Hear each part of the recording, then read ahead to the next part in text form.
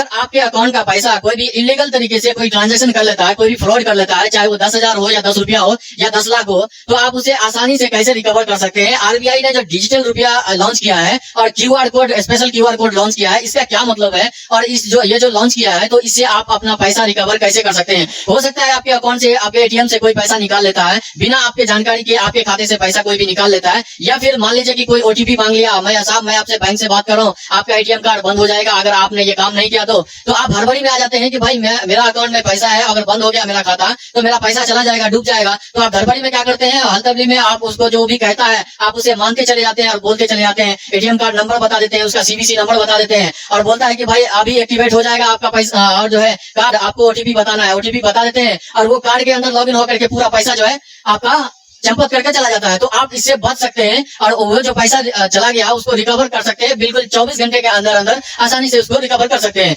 तो इसी की वजह से सरकार ने इसी चीज को रोकने के लिए लगभग इंडिया में 2 लाख करोड़ रुपए का जो है ना ट्रांजैक्शन इलीगल तरीके से लोगों के खाता से लूटा गया है। पहले होता था डकैत चोर डकैत होता था, लेकिन अब डिजिटल चोर निकल गया है, जो सरकार की सिरदर्दी बन गया है कि हम इसे रोके तो रोके कैसे। तो सरकार ने, आरबीआई ने मिलकर के एक अच्छे डिजिटल रुपीज का जो है गठन किया।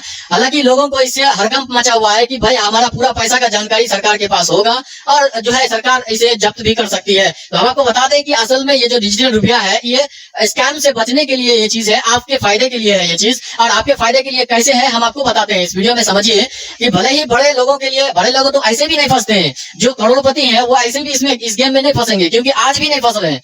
जब आधार कार्ड पैन कार्ड को लिंक करने की बारी आती है तो नेता लोग भी आज तक लिंक नहीं करा है, कोई भी जो करोड़पति है वो लिंक ही नहीं कराते, क्योंकि उसको पता है कि भाई हम अगर लिंक कराएंगे तो हमारी पूरी संपत्ति और जितने भी बैंक बैलेंस है वो पता चल जाएगा। और आधार कार्ड पैन कार्ड एक बार लिंक हो गई तो दोबारा जिंदगी में कभी पैन कार्ड नहीं बना सकते, कभी भी बना ही नहीं सकते। और सरकार ने ये कहा है कि आधार कार्ड, पैन कार्ड और वोटर आई डी कार्ड और ड्राइविंग लाइसेंस या जो भी पासपोर्ट हो वो सारे के सारे आधार कार्ड से लिंक कर दो। अगर आपने लिंक कर दिया तो दोबारा जिंदगी में कभी भी कोई भी डॉक्यूमेंट आप नहीं बना सकते। अगर एक बार आपने वोटर आई डी कार्ड बना लिया, पैन कार्ड बना लिया, पासपोर्ट बना लिया, ये सारे चीज जब बना लेंगे आप, तो फिर दोबारा चांस ही नहीं है कि जिंदगी में दोबारा उसी नाम पे बन सके। और आपका फिंगरप्रिंट तो पहले से आधार कार्ड में लगा हुआ है, तो दोबारा चांस नहीं है कि आप बना सकते हैं। अगर फिंगर बदल भी लेते हैं तो भी आप साल भर 6 महीने के बाद फिर वही फिंगर हो जाएगा आपका। तो आइए समझते हैं कि इसकी वजह क्या है। सरकार इससे सिरदर्दी सरकार का बहुत ज्यादा बढ़ गया था, इसकी वजह से डिजिटल रुपीज को लॉन्च किया गया है। ये हमारे नुकसान के लिए है, ऐसा नहीं है, आपके बचाने के लिए, आपके फायदे के लिए है। अब इससे फायदा कैसे होगा हम आपको बताते हैं। जब ये डिजिटल रुपीज में आप कन्वर्ट करेंगे, जब आप खाता खोलेंगे, जैसे गूगल पे, फोन पे होता है, वैसे ही आप यहाँ पे आप लिंक करना पड़ेगा आपके खाता को। और आपके जो बैंक में जितने भी रुपया है, आप अकाउंट को जितने भी पैसा आप कमाते हैं और उसमें बैंक में रखते हैं, तो उसका एक नंबर बन जाएगा। जिस तरह से नोट के ऊपर एक नंबर होता है, सीरियल नंबर, वैसे ही आपको इसमें 10 रुपया, 20 रुपया, 40 रुपया, 50 रुपया, 2000, 3000, उसमें हर एक पे सीरियल नंबर रहेगा। बाकी आप कैश जो लिक्विड रखते हैं तो रखिए, तो आपको कैश लिक्विड रख सकते हैं। लेकिन बैंक अकाउंट में जो पैसा है 10 लाख, 20 लाख, 1 करोड़ है, तो आप कोई भी फ्रॉड अगर आपके साथ करता है कि भाई आपका एटीएम बंद हो रहा है या फिर आपका खाता बंद हो जाएगा अगर आप ये काम नहीं करते हैं, तो अगर वो पैसा, अगर वो फ्रॉड करके ले लेता है, तो कम से कम आपको ये पता तो रहे कि हाँ पैसा हम वापस ला सकते हैं। सरकार ये गारंटी पहले नहीं दे रही थी, लेकिन अब डिजिटल रुपया आने के बाद सरकार अब गारंटी, फुल गारंटी लेता है कि अब हमें ये पता चल सकेगा कि भाई पैसा किसके खाता में गया है, और खाता में जाने के बाद नंबर से पैसा ट्रांजैक्शन होता है, वही सीरियल नंबर फ्रॉड हुआ होगा तो वही सीरियल नंबर का पैसा फिर वापस रिटर्न उसके अकाउंट में वापस डाल देगा। अब इससे ये पहले पता नहीं चलता था, पहले नंबर में ट्रांजैक्शन होता था। नंबर क्या, अगर 10 लाख है तो 10 लाख का नंबर 0000110000 10 लाख खाली नंबर भेजा जाता था। तो इससे सरकार को ये पता नहीं चलता था कि कौन सा नोट कहाँ गया, कौन से कितने नंबर का कितना, कौन सा सीरियल नंबर है नोट का, इसे पता ही नहीं चलता था। तो अब सरकार ने जो लॉन्च किया है, डिजिटल रुपया लॉन्च किया है, इससे ये पता चल सकेगा कि जो सीरियल नंबर का इस आदमी के नाम पे ये नंबर, मतलब कि अकाउंट में इतना पैसा है और इसके खाते में ये सीरियल नंबर का जो ये नोट है। अब ये नोट अगर किसी के अकाउंट में जा रहा है तो वहां पे क्या होगा, फ्रॉड अगर करता है तो वो नोट वहां से फिर वापस रिवर्स आ जाएगा यहाँ पे। अगर ये फ्रॉड का केस करता है कि भाई ये बंदा हमारे अकाउंट से जबरदस्ती पैसा निकाल लिया है, तो वो पैसा, वो सीरियल नंबर का जितने भी नोट होगा वापस फिर अपने रिवर्स इसके अकाउंट में आ जाएगा। तो इसे कहते हैं डिजिटल रुपया। तो इस तरह से काम करता है। यहाँ पे इंटरनेट पे देखोगे, यूट्यूब पे देखोगे कि पूरी दुनिया से लोग, इतने ज्यादा स्कैमर जो है, लोगों के अकाउंट से पैसा ट्रांजैक्शन किया जा रहा है, तो समझ में नहीं आ रहा है वो पैसा कहाँ जा रहा है, कैसे हो रहा है। खाली नंबर शो हो रहा है, बस 10 लाख, 1 करोड़, 10 करोड़, 50 करोड़, सिर्फ 00 नंबर शो हो रहा है, 11000200, खाली नंबर शो हो रहा है, नंबर इधर से उधर हो रहा है। लेकिन सरकार को यह मालूम नहीं चल पा रहा था कि कौन सा नंबर का नोट कहाँ जा रहा है और कितना जा रहा है, कितने सीरियल नंबर का जा रहा है। तो अब ये डिजिटल रुपया के आने की वजह से सीरियल नंबर के साथ पैसा ट्रांजेक्शन होगा, तो अब वो सीरियल नंबर से पकड़ा जा सकता है। अगर वो पैसा ट्रांजेक्शन इलीगल तरीके से कर भी लिया 100% पकड़े जाओगे। तो वो पकड़े जाने से आप मॉडिफाई भी कर देते हैं तो उससे कोई फर्क नहीं पड़ता सरकार को। सरकार ने वहां पे सीरियसली आरबीआई ने कहा है कि अगर आप कंप्लेन करते हैं तो अगर आपका पैसा ट्रांजेक्शन होता है तो हम 24 घंटे के अंदर रिकवर करके आपके अकाउंट में फिर से वापस दे देंगे, ये हमारी गारंटी है।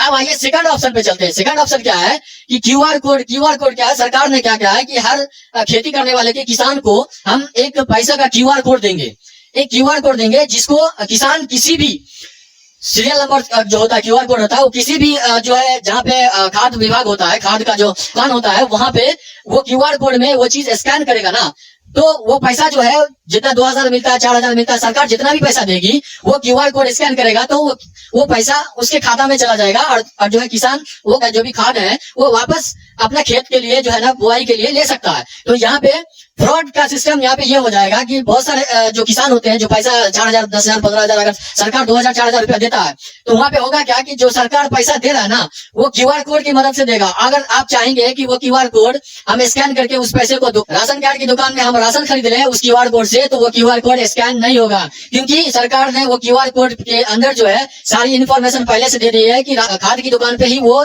स्कैनर काम करेगा और वहां से आप वो सिर्फ खाद ही ले सकते हैं, उसके अलावा और कुछ भी नहीं ले सकते हैं। तो सरकार इसे फिलहाल पोस्टपोन किया था। इसमें एक और लूप होल था। लूप होल क्या था कि वहां पे जाके खाद वाले की दुकान पे जाके वो लोग स्कैन करके पैसा कैश में ले लेता था। तो यहाँ पे सरकार को पता चला ये लूप होल के बारे में, तो सरकार कुछ दिन के लिए इसे पोस्टपोन किया और ये तरीका को अपग्रेड करके अभी लॉन्च करने वाली है। बहुत जल्द ये चीज लॉन्च होने वाली है। अब ये होगा कैसे कि जिस खाद का जो बुढ़िया है वो किसान अगर लेता है उस खाद के बुढ़िया पे एक खास तरह का क्यूआर कोड लगा होगा। उस खाद का के बुढ़िया पे जो क्यूआर कोड है उसको स्कैन करके उसके बाद जो ट्रेडर्स है वो अपने क्यूआर कोड को स्कैन करेगा, तभी जो है वो स्कैन का जो पैसा है वो सरकार का से पैसा जो है वो खाद के दुकान वालों को मिल जाएगा। अगर आप सरकार इसमें क्यूआर कोड से जो पैसा दे रही है अगर आप उसका जो लिमिट टाइम रहेगा वो 2 महीना 1 महीना से लेकर 2 महीना के अंदर अंदर पैसा जो है कहती है कि ट्रांजेक्शन कर लो, ले लो खाद और अपना जो है काम स्टार्ट कर दो।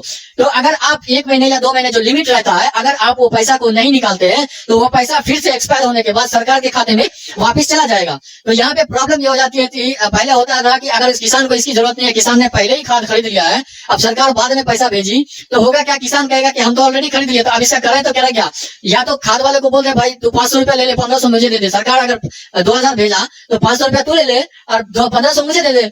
तो इस तरह से हेरफेर करने की वजह से सरकार ने क्या कहा, एक नया रूल्स लाया। इससे हेरफेर हो रहा था पहले, अब सरकार ने एक नया रूल्स लाया कि हर खाद के ऊपर एक क्यूआर कोड स्कैन दिया जाएगा, एक नंबर दिया जाएगा सीरियल नंबर, और वो नंबर जब स्कैन किया जाएगा ट्रेडर्स के द्वारा तो वो नंबर रजिस्टर हो जाएगा ट्रेडर्स के नाम पे। उसके बाद वो खाद का बुढ़िया जो है और जो खरीदने जा रहा है किसान उसका स्कैनर से वो ट्रेडर्स के जब स्कैनर जाएगा तो वो किसान के नाम पे वो रजिस्टर हो जाएगा वो खाद का बुढ़िया, यानी उसके नाम पे वो खाद का बुढ़िया हो जाएगा। सरकार को ये पता चल सकेगा कि हाँ इस किसान ने कितने थैला या कितने बुढ़िया जो है ये खरीदा है, इस पैसा को वहां खर्च किया या नहीं किया। अगर वो चाहे कि दूसरे दुकान में हम खर्च कर लेंगे राशन की दुकान में, तो ये नहीं होने वाला है क्योंकि बहुत सारे इसका लूप होल होते हैं। तो सरकार नहीं चाहती कि जिस काम के लिए हम पैसा दें और किसान उस काम को ना करे, दूसरा काम में इस्तेमाल कर ले। इसको रोकने के लिए सरकार ये कर रही है। तो उम्मीद करता हूँ आपको ये बात समझ में आ गई होगी।